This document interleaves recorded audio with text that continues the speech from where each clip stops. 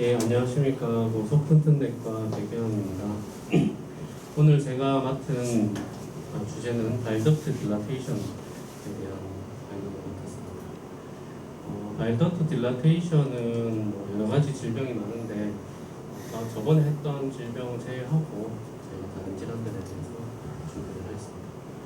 담도 질환의 진단에 있어서 초음파 역할은 담도 폐쇄 부위와 확장 부위를 확장이 있는지 진단을 하고, 그 다음에 그런 확장이 있으면은 폐쇄 부위를 어디에서 막혔는지를 우리가 예측을 하는 데 도움을 받을 수 있고, 그래야 해서 캔서라든지 스톤이라든지 특별한 원인이 있는 비너의 스트리처 이런 게 있는지 원인에 대한 평가를 해볼 수가 있겠습니다.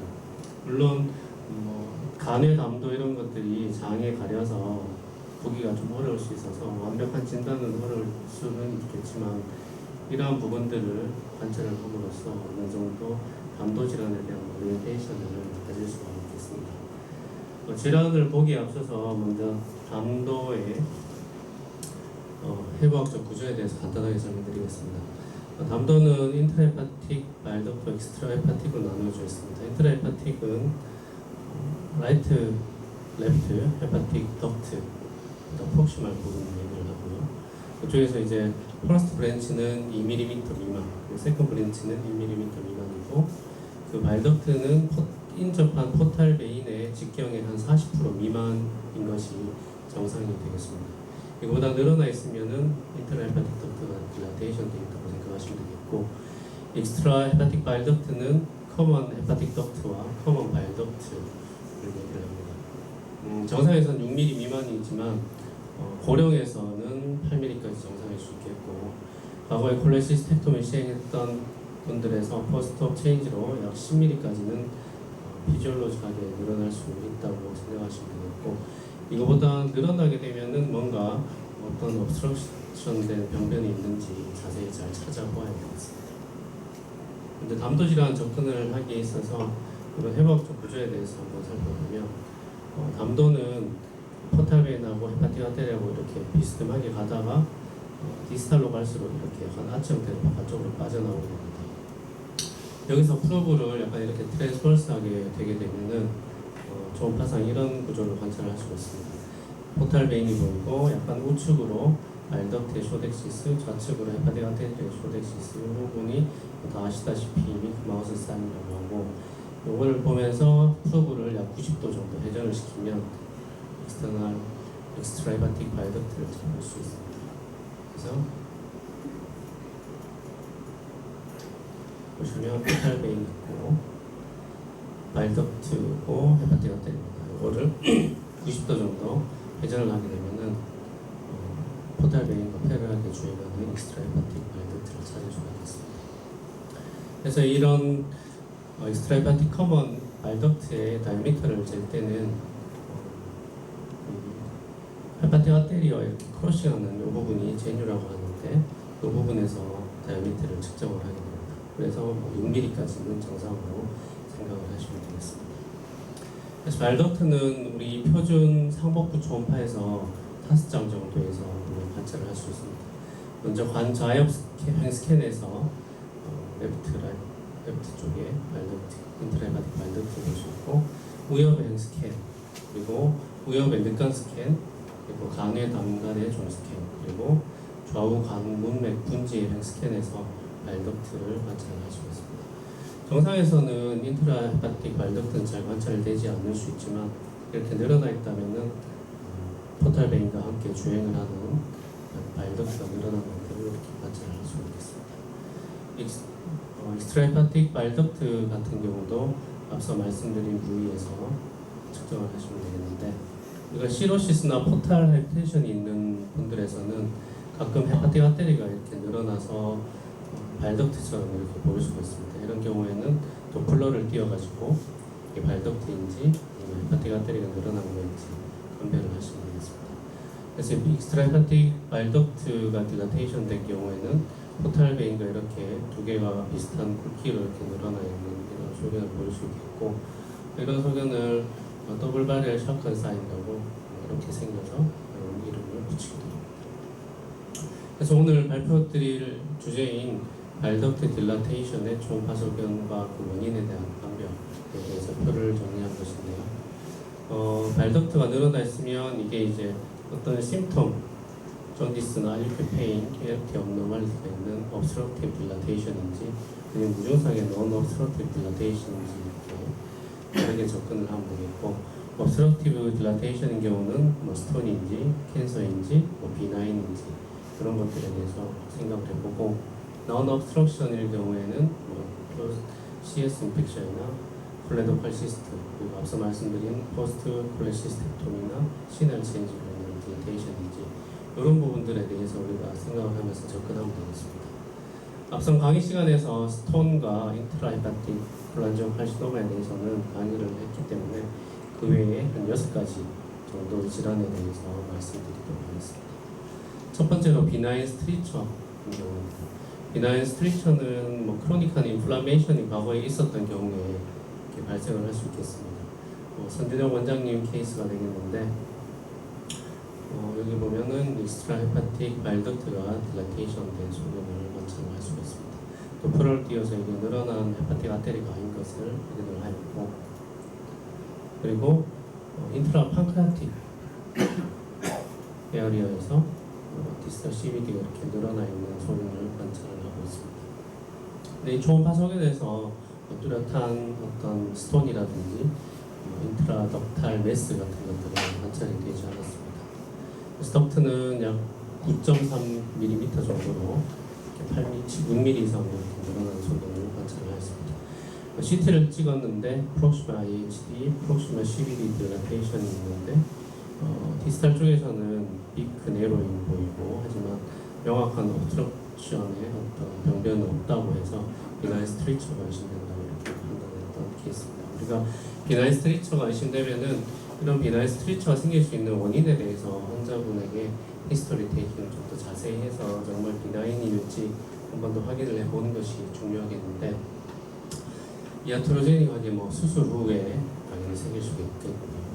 그 다음에 시스틱 덕트 스톤에 의한 뭐 미립지 신드롬을 알았는지, 아니면 판크레아타이티스라든지 여러 가지 원인으로 인한 콜란자이티스의 우회증으로서 비나인 스트리처들이 발생을 할 수가 있겠습니다. 이런 명확한 비나인적인 원인들이 없다면은 다른 원인이 뭐 판크레아틱 캔서나 디스탈 콜란지얼 칼시노마, 그리고 암플라 덕트 쪽에 칼시노마가 있는지 확인을 해보는 것이 필요하겠습니다.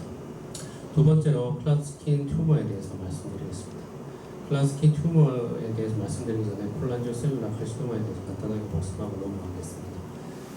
인트라헤파틱 콜란지오 칼시노마는 세컨드 브랜치보다 더 프록시멀한 부분에서 생기는 콜란지오 칼시노마를 얘기하고 있고, 또 세컨드 브랜치하고 커먼 헤파틱 덕트 사이에 생기는 CCC를 페리힐라 CCC라고 명칭을 합니다. 그보다 더 디스탈 쪽에서 생기는 경우를 디스탈 콜란지오 칼시노마라고 명명을 하게 되겠습니다. 콜란지오 칼시노마의 그로스 패턴에 따라서 분류를 하는데, 덕트를 침범에 들어가는 이런 페리덕탈 인필트레이티브 타입이 있겠고, 덕트 내로 자라는 인트라덕탈 폴리포이드 타입, 그리고 메스포밍 타입, 이렇게 세 가지 분류로 되겠습니다. 페리힐라 콜란지오 칼시노마도 마찬가지로 이런 세 가지 타입의 조직학적 소견을 관찰을 할 수가 있겠습니다.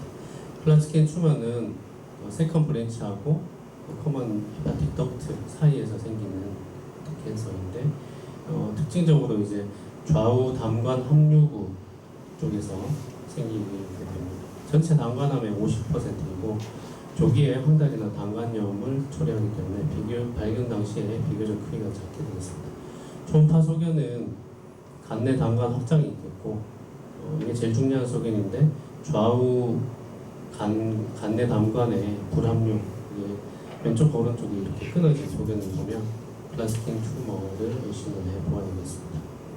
이게 형태가 침륜형이 가장 흔하기 때문에 매스가 뚜렷하게 보이지 않는 경우가 많기 때문에, 이런 딜라테이션 돼 있으면서 레프트 라이트 헤파틱 덕트가 연결된 부분이 보이지 않는다면 클라스킨 튜머로 접근을 하시면 되겠습니다.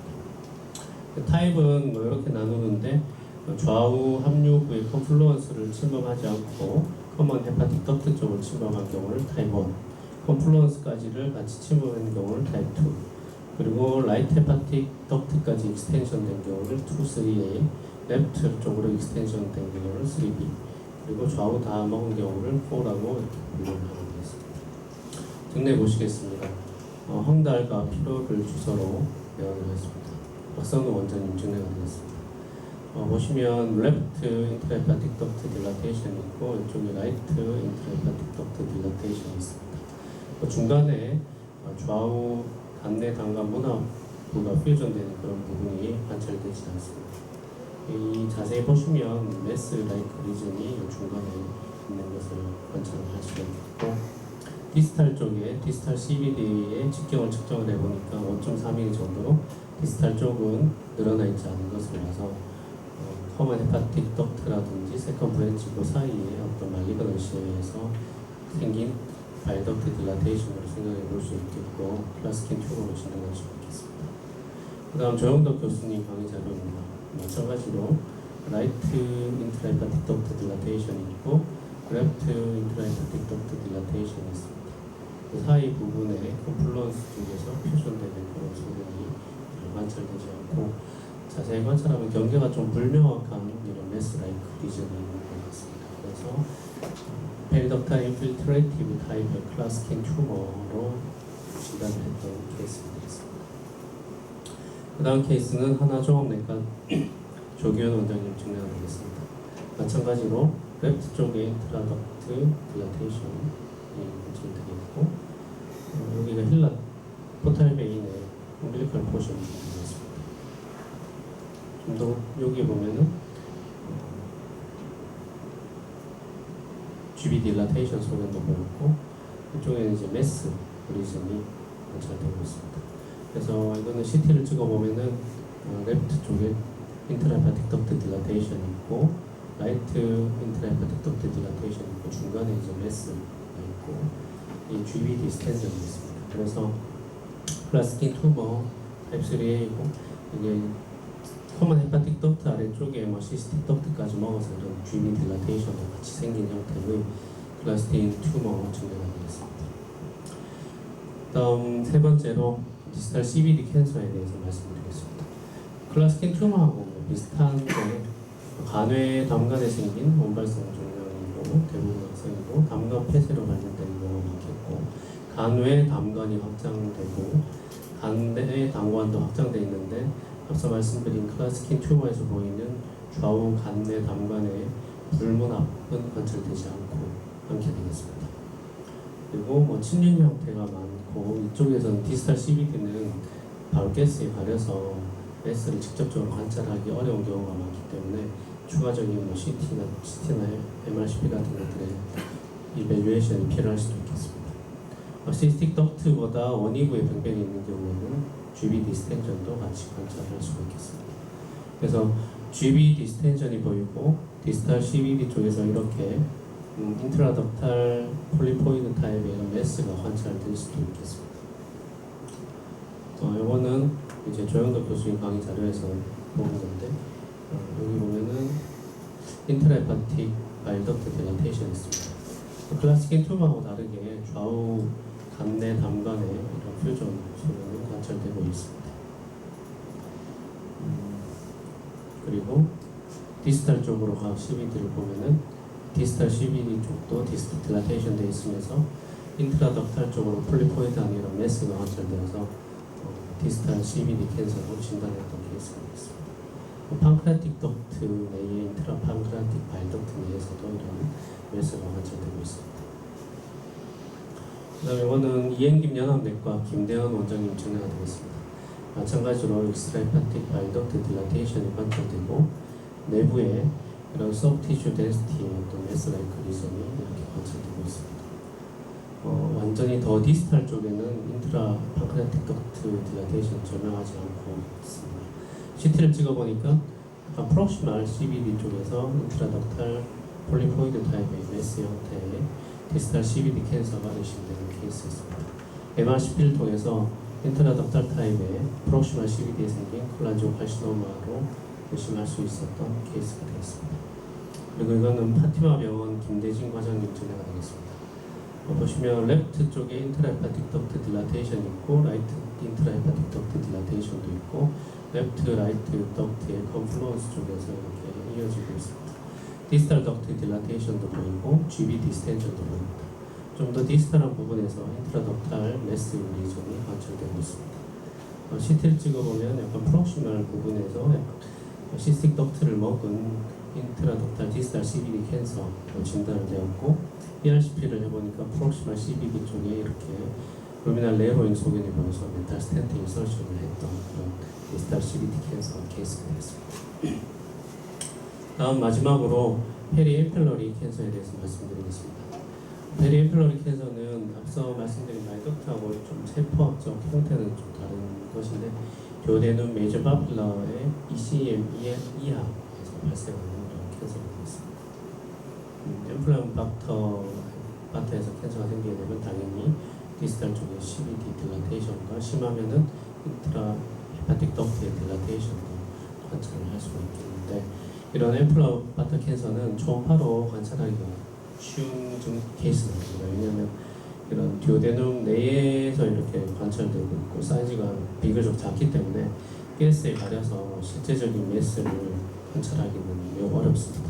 그래서 우리가 저명한 어떤 CBD 딜라테이션이 관찰되고 GB 딜라테이션 관찰되는데 트레이싱을 해봐도 명확한 obstructive 리전을 발견할 수 없을 때 스톤일 수도 있지만 이런 엠플라임 바터 캔서도 가능성이 있기 때문에 추가적인 CT라든지 MRCP나 등을 통해서 확진을 해야 되는 그런 케이스가 되겠습니다. 이 역시 김대진 원장님 증례 논문에서 나온 케이스인데 레프트 인트라헤파틱 덕트 딜라테이션 그리고 GB 딜라테이션 라이트 인트라헤파틱 덕트 딜라테이션이고 펑크레틱 덕트도 이렇게 늘어나 있는 소견을 볼 수 있습니다. 그래서 이 케이스에서는 듀오데눔 내부에 이런 15mm 정도의 엠플라임 바터 캔서 매스가 이렇게 관찰되었던 케이스가 되겠습니다. 디스탈 CBD 딜라테이션 관찰을 EUS로 관찰했었고 저희 팡크레틱 헤드 쪽으로 인베이전된 엠플라임 바터 튜머를 관찰했습니다. CT에 보면은 디스탈 CBD와 팡크레틱 덕트도 같이 먹어 있는 엠플라임 바터 캔서였습니다. 그래서 팡크레틱 플라스틱 스텐트와 디스탈 CB 쪽에 스텐트를 넣고 이렇게 시술을 했던 케이스가 되겠습니다. 마찬가지로 63세 여자분이고 R6교 페인 주소가 나왔습니다. 간 수치가 증가되어 있었고 마찬가지로 인터라헤파틱 덕트 딜라테이션이고 컨플루언스는 이렇게 이어져 있고 디스탈 CBD가 늘어나 있는데 디스탈 쪽으로 갈수록 이렇게 내로잉 되는 소견이 보입니다. 명확하지는 않지만 끝부분에 약간 메스 같은 게 보이지만 뚜렷하지는 않습니다. 이 역시 추가적인 검사를 통해서 엠플라임 바터 캔서로 진단했던 케이스가 되겠습니다. 그 다음으로 이제 non-obstructive dilatation 중에 클러스트리디움 인페스테이션에 대해서 말씀드리겠습니다. CS는 우리나라에서 과거에 민물회를 많이 먹었을 때 감염이 많이 되었던 기생충이 되겠습니다. 이거는 페리페랄 바이덕트에 이렇게 살게 되겠고 바이덕트 내부에서 덕트 내부의 미코자를 갉아먹으면서 살기 때문에 내부에 미코자 하이퍼플라지아가 생기고 파이브로시스가 생기게 돼서 초음파 소견을 보면은 페리페랄 덕트 딜라테이션 소견과 월레코가 증가된 그런 소견이 관찰됩니다.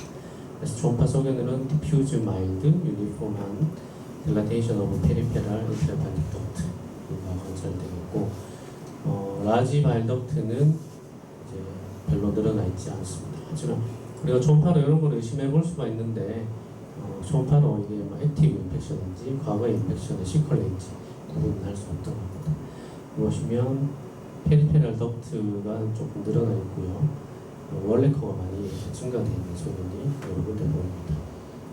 그리고 라이트 쪽으로도 월레커가 이렇게 증가되어 있고 페리페랄 덕트 딜라테이션 있는 그런 소견이 관찰됩니다. 그리고 이런 환자의 과거력을 물어보고 민물회를 섭취를 했다든지 또 뚜렷한 어떤 증상이 없다면 CS 인펙션을 의심해 볼 수가 있겠습니다. 그래서 이렇게 이제 액티브한 인펙션이 있을 때는 이렇게 좀 늘어나 있고, 어떤 경우에는 주비 내에서 이런 기생충 소변을 관찰을 할 수 있다. 치료 후에 이런 것들이 약간은 줄어들지만 페리페랄 덕트 딜라테이션은 계속 남아있는 그런 상태를 유지게 되겠습니다. 마지막으로 콜레도칼 시스트에 대해서 말씀드리겠습니다. 콜레도칼 시스트는 어떤 레어한 컨제니탈 아노말리고 익스트라 헤파틱, 인트라 헤파틱 바이덕트가 여러 형태로 늘어나 있는 그런 소견이 되겠습니다. 인스턴스는 이 정도 되고, 소아에서 이렇게 증상이 잘 나타나는데 압도멘 페인, 존디스, 압도멘 메스 등으로 나타나고, 어덜트에서는 압도멘 페인으로 나타날 수도 있지만 증상이 없는 경우도 흔하게 됩니다. 콜레도칼 덕트 시스트의 발병 기전은 보통 AUPBD, 어노말러스 유니언 오브 펑크라티코 바이덕트와 연관이 있는 경우가 많다고 합니다. 이거는 이제 스핑터 오브 오디 시스템, 듀오데널 월에 있는 스핑터 오브 오디에서 원래 발덕트와 펑크라틱 덕트가 이렇게 만나서 이게 정상적으로 작동을 해야 되는데, 이거보다 좀 더 프록시멀한 곳에서 퓨전이 되기 때문에 이 스핑터 때문에 이제 나가는 것이 막히게 됩니다. 그러면 펑크라틱 주스가 이렇게 디스탈 CBD 쪽으로 이렇게 리플럭스가 되게 되면서 이쪽에 반복적인 인펙션 등이 발생하게 되면서 에피셀륨이 약해져서 이게 딜라테이션이 되고, 결국 그러한 자극에 의해서 캔서 리스크가 매우 높은 질환이 되겠습니다. 특히 이제 타입 1하고 타입 4가 AUPBD하고 주로 연관이 있고, 2, 3는 그냥 단순한 컨제넌털 아노멀리고, 5는 이제 칼로리 디지즈라고 좀 더 다른 디지즈 엔터티가 되는데, 이런 케이스는 공이 반복적인 어떤 그 펑크라틱 주스의 CBD 리플럭스로 인해서 인펙션이 반복되고, 그래서 캔서 리스크가 높기 때문에 잘 진단을 해야 됩니다. 타입은 이렇게 1부터 5까지 나뉘는데 1이 가장 흔합니다. 1A는 이런 지틱 퓨지폼 형태로 이렇게 늘어나 있고, 1B는 이렇게 주머니 형태로 늘어나 있고, 3는 원체형 형태로 이렇게 늘어나 있습니다. 2는 이렇게 세큘러한 형태로 되어 있고, 3는 듀오데널 월 내부에 이런 다이벌트 규모 형태로 되어 있습니다. 4는 인트라 익스트라 헤파틱 덕트를 침범하는데, 4A는 인트라 익스트라 다 침범하는 경우고, 4B는 익스트라 쪽에 멀티플하게 침범하는 경우를 얘기하고, 5는 인트라 헤파틱 쪽에만 멀티플하게 늘어나 있는 경우입니다. 요거를 좀 굳이 외워야 되겠나 싶긴 한데, 인터넷 찾아보다 보니까 이렇게 외우기 쉬운 이렇게 야마가 되어 있었습니다. 1은 퍼스트에서 퓨지폼, 2는 세컨드에서 세큘라, 3는 스로우 듀오데넘에서 듀오데널 월 내부에 다이벌트고, 4에는 4올에서 인트라 익스트라 다 침범하는 멀티플, 4B는 아웃에서 익스트라 헤파틱 덕트의 멀티플, 5는 외우면 됩니다. 인트레밀티. 그래서 이런 형태로 나누어지게 됩니다. 증례 보시면 29세 여자분이고, 우연히 발견돼 이제 압도멘 메스 주소로 초음파를 시행을 하였습니다. 디스탈 CBD가 이렇게 매우 심하게 퓨지폰 시스템 메스 형태로 이렇게 늘어나 있는 소변을 관찰을 할 수 있었습니다. 이런 경우에 명확한 옵스트럭션이 보이지 않으면 반드시 CT나 MRCP 같은 퍼더 이밸리에이션을 해야 되겠고, 디스탈 CBD가 매우 심하게 이렇게 늘어나 있고, MRCP 등을 통해서 콜레도칼 시스트로 진단했던 케이스가 되겠습니다. 이건 55세 여자분이고, 이분도 마찬가지로 펑크라틱 메스를 일구는 것 같습니다. 네크로틱 솔리드 펑크라틱 메스가 관찰되었고, GBR 티크닝도 보였고, 퓨지폰한 형태의 디지털 CBD, CHD 쪽의 딜라테이션 소견을 보였었습니다. 이분도 마찬가지로 MRCP를 수용해서 퓨지폼 형태의 타입 1 형태의 콜레도칼 시스트와 펑크라틱 캔서가 같이 동반된 그런 케이스를 진단했던 케이스였습니다. 그래서 정리를 하면 우리가 바이덕트 딜라테이션이 보이면 이 환자의 증상이나 랩을 판단을 해서 obstructive인지 non-obstructive인지 접근을 해야 되고, obstructive가 의심되면 스톤이나 캔서, 그냥 비나인 스트리처가 있는지 여러 가지 증상이라든지 초음파 이빌레이션 할 때 잘 관찰을 하거나, 잘 여의치 않으면은 CT나 MRCP 등의 추가 이빌레이션을 통해서 감별을 해줘야 되겠습니다.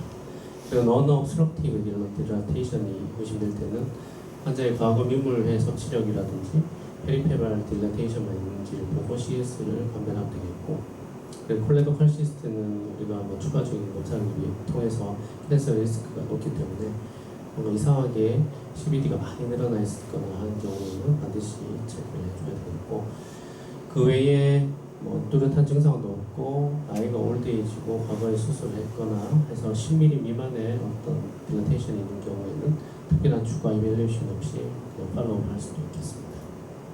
이상입니다. 질문 좀 있습니다. 네. 네. 그 선생님들한테 많이 이제 초음파 교육하다 묻는 거 있는데, 우리가 이제 CBD 익스트라헤파틱 바이달 다이멘트를 잴 때 책에는 보면 라이트 헤파틱 아트리 고 제뉴에서 잰다 하는데, 제뉴는 별로 딜라테이션 구분은 안 돼 있는데 그 밑에가 디스탈 쪽이 딜라테이션이 조금 많은 경우에는 그 제누도 재고 디스탈 많이 최고로 많이 딜라테이션 되는 부분도 재는 게 맞지 않을까요? 근데 이게 디스탈 쪽은 이게 발덕트가 간 바깥쪽으로 빠져나가면서 네. 좌우에서 압박하는 그런 그 프레셔가 없기 때문에 네. 좀 더 쉽게 늘어날 수 있기 때문에 네. 그쪽에서 딜라테이션 돼 있다고 해서 그 딜라테이션이라고 생각을 하시면 안 될 것 같고, 또 슈파인 포지션에서 잰 게 아무래도 조금 더 넓게 측정되는 경향이 있고, 환자를 약간 라테럴 데큐비투스로 돌렸을 때 그 CBD가 이렇게 펴지면서 좀 더 평평해지면서 그 슈파인에서보다는 좀 더 얇게 지어지기 때문에 그런 경우에는 레프트 데큐비투스 포지션을 돌려서 CBD를 한번 더 측정을 해보는 것이 좀 더 정확한 측정이라고 할 수 있겠습니다. 네. 또 하나는 이제 우리가 그 코레도칼 시스템 퓨즈펌 타입하고 그 나이가 들어가지고 그 올드 에이지에서 시나일 체인지로 그 CBD가 딜라테이션하고 그것도 조금 구별이, 그러면 퓨즈펌이냐 코레도칼 시스템가 의심되는 어리 스테이지냐, 안 그러면 시나일 체인지로 CBD가 딜라테이션이냐, 꼭 감별할 수 있는 포인트가 있는지요? 뭐 콜레도칼 시스트라고 우리가 의심하려면 좀 익스트라헤파틱 덕트가 좀 그래도 시비하게 뭐 메스가 만져질 정도로 이렇게 늘어나 있는 경우도 더 많은 것 같아서, 이게 뭐 C9이라면 그래도 늘어나도 한 11mm 미만으로 늘어나기 때문에 11mm 이상이라면은 이런 콜레도칼 시스트 같은 것들을 의심을 해서 추가적인 이밸루에이션 해보고, 11mm 미만 정도라면 뭐 올드에이지고 그러면은 그냥 랩도 괜찮고 하면 옵저베이션 해도 되지 않을까 생각합니다. 뭐 13mm 하고는 책도 있고 뭐 15mm 하는 책도 있고. 그런데 그 시날 체인지 같으면 이게 네. 전반적으로 이렇게 늘어나지, 이렇게 포카하게 이렇게 사큐라 퓨지법으로 늘어나도 네. 전반적으로 이렇게 늘어나지, 이렇게 그 저렇게 늘어나기가 힘들 것 같은데, 제가 볼 때는 시날 체인지 같으면은 전반적으로 이렇게 좀 스무스하게 있으면서 늘어나는 게 아닌가 싶고, 그래도 13mm 이상 늘어나면은 그래도 CT까지 해봐야 안 되나겠죠. 네, 그 제가 케이스는 별로 없는데, 저 케이스 하나 있었는데, 제가 원래 한 2-3cm 늘어나는 그 콜레도칼 시스트가 있어가지고 케이스 발표를 했었거든요 그때. 근데 사실 그때 사실 선생님이 보시지만 이 콜레도칼 시스트 아니다, 너무 안 늘어났다 이렇게 하시거든요. 근데 그 콜레도칼 시스트에서 이제 진단이 중요한 거는 이제 인트라 바이덕트에서 이제 커먼 헤파틱 해가지고 커먼 헤파틱이 커먼 바이올로 연결되는 거를 확인을 해야 되거든요. 그래서 이게 바이덕트라는 걸 확인하는 게 제일 진단에 중요한데, 제 케이스를 보면은 커먼 헤파틱으로 의심되는 부위는 별로 안 늘어나 있어요. 근데 커먼 바이올부터 확 늘어나거든요. 그래서 그게 이제 전체 그가 시날 쉐인디면은 위쪽도 같이 늘어났을 가능성이 좀 있겠죠. 그래서 그게 약간 뭐 감별점이라면 감별점일 수 있겠나 싶습니다. 뭐 발덕트 자체가 뭐 디지털까지 완전히 트레이싱이 잘 안 된다면 추가적으로 CT나 이런 거 찍는 것도 주저하지 말아야 될 것 같습니다. 질문 없으시면 마치도록 하겠습니다.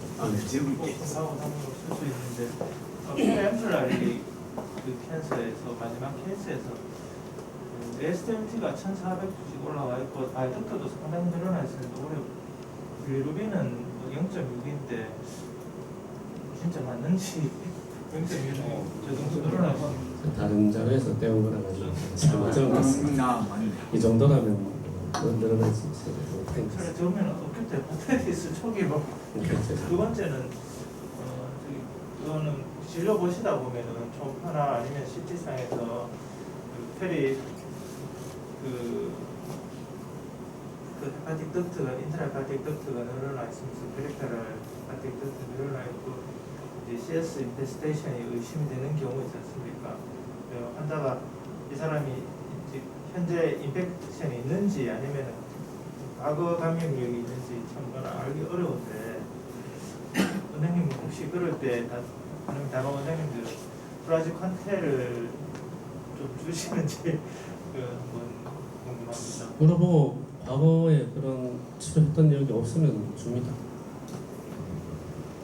저는 다른 원장님들 어떠신지요? 이게 프라지칸텔 요즘은 한때는 또 그 항암제로 막 프라지칸텔 되게 많이 요구를 하시던 그런 때가 있었는데 원래 또 그 감염 그게 스툴에서 그 충란이 발견되지 않으면 보험 여부가 또 좀 해당이 안 돼서 저는 안 주고 있었는데 다른 원장님들은 주시는지. 물고기를 먹었다가 히스토리 있으면 나는 주는데 비보험을 먹었다가 물어보고 저 환자들 중에서 민물고기를 드셨느냐고 물어보고 충나는 잘 안 나오던데 스토리. 충남 검사를 하는 데가 없어요 요즘은. 그렇죠. 예. 그래서 이제 그 있는지 없는지를 구분할 수 있는 검사가 없는 것 같습니다. 검사 자체도 비싸기도 하고 오래 걸리기도 하고 안정화해서 인물 과거력 있고 치료 최근에 또 먹은 적이 있다. 안티바디 쓰지 않으시죠? 안티바디는 있는지 없는지 코로나 지나갔는지 인펙션은 안 예? 되기는 하는데요. 그렇죠. 네, 확인 그건 위해서. 잘 안 되죠. 그거는 지나가는 건지 네. 구분이 안 되죠. 코로나 인펙션은 스툴밖에 없는 거예요. 스툴밖에 없는데 스툴은 잘 안 나온다. 검사한 데가 없는 것 없어요. 같아요. 히스토리 보고 환자가 민물고기 많이 먹고 최근에도 또 먹었다 하면 그런데 예전에 공정할 때 있었던 환자인데 그분은 전파 그 영상의학과 선생님이 그때 하셨는데 집이 안에서 약간 좀 이렇게 플로팅 스팟이 이렇게 떠다니니까 그 선생님이 잡아내셨더라고요. 저쪽에 있는 저희 케이스에서 그런 거 보일 수 있다고 네, 있었어요. 요즘 액티브하게 이런 분들이 잘 없었습니다. 그런 저기 살았는 것보다 또 죽었는 게 밑으로 내려와가 또 들어 플로팅 한답니다. 이제 질문 겸 코멘트 하나 드리겠습니다. 강의 잘 들었고 그 CBD 늘어나는 원인 중에서 특히 레어하긴 한데 혹시라도 내시경 하는 선생님들 한 번씩 볼 수 있지 싶은데 페리앰뷸러리 다이버티크라는 게 아주 큰 경우에 종종 그것 때문에 이제 디스탈 CBD가 컴프레션이 돼가지고 그 말덕터 늘어나는 경우가 있어요. 저 환자 중에서는 GB 수술했는데도 보통 GB 부피에도 보통 한 10mm 정도 이상 늘어나지 않는 경우가 많은데 그 환자는 2cm까지 늘어났어요. 그래서 한 워크업을 다 해봤는데 특별한 이유는 없고 그러니까 페리앰뷸러리 다이버티크를 키우자고 있어서 그 때문에 이제 익스트림 그 컴프레션이죠.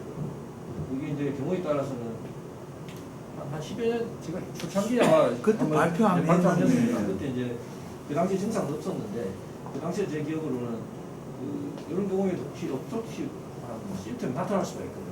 이게 존디스까지 일으킬 수가 있고 한 경우를 보통 뭐 렘멜스 신드롬입니다. 네, 맞아요. 그런 신드롬도 있거든요.